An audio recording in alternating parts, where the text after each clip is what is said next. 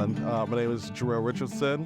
This is my wife, Heather Richardson, and we've been attending Awake since summer of 2021. It's been a phenomenal experience for us to have. We've obviously hosted a house. We've been obviously invited to a house, and it's just been an amazing journey to be able to develop relationships, to grow more spiritually, but we knew that we had to put some skin in the game and be willing to invest in our relationships in that way.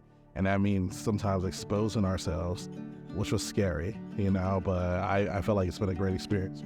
Yeah, we went to a big church before we moved out here to Texas, and it was easy to kind of slip in and out without really developing any kind of friendships or accountability. We just, did our thing on Sunday mornings, and then we were back out into the rest of the week. And this has really been something that's been so beneficial, because coming out of 2020 and moving out here without any family or friends, and then going through quarantine, it's almost like we were just desperate for those relationships. And so when we started attending our first house, it was just really nice to be able to go and to understand that people are going through the same things that you are.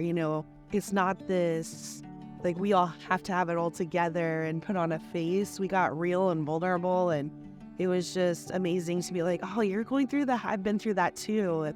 If it's not now, it was 2 years ago, or, just being able to share and be vulnerable with other people and know that other people are going through similar things, and we can pray for each other, but they're also there cheering you on when you have your victories. And people have become like family, and our kids are surrounded by other kids, and it's just really cool to see how our relationships have developed over the years.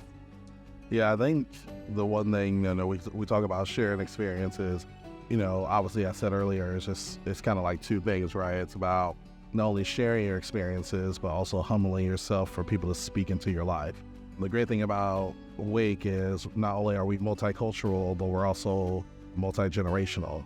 So even people who have had a longer walk in Christ, they have some things to be able to speak to us about. And that's the one thing that we were also seeking as well, that we found in houses, is by having people have a kind of an upline in a sense of somebody being able to speak into our lives, but also to be able to have families that share that same experience.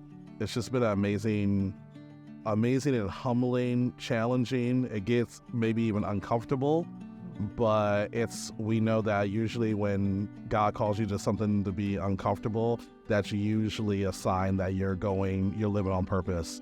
You're going in the right direction that God is calling us, and that's how we felt, and that's why we feel called to continue to be a part of groups. It takes time. It's not something that, when you do your first experience and you go into a group, you're thinking automatically like, oh, you're just gonna gel with everyone. But honestly, everybody sometimes has their guard up, but then over time, the fruit of those relationships just start, blooming. It starts just coming more and more.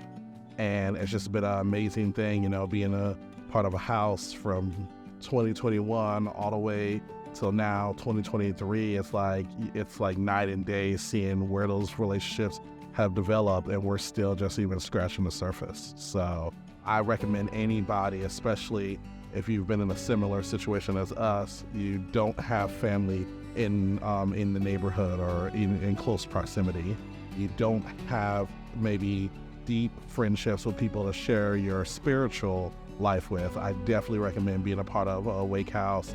It's definitely something that when you look back 5, 10, 15 years from now, it's not going to be something that you're going to regret. It's going to be something that you're going to cherish.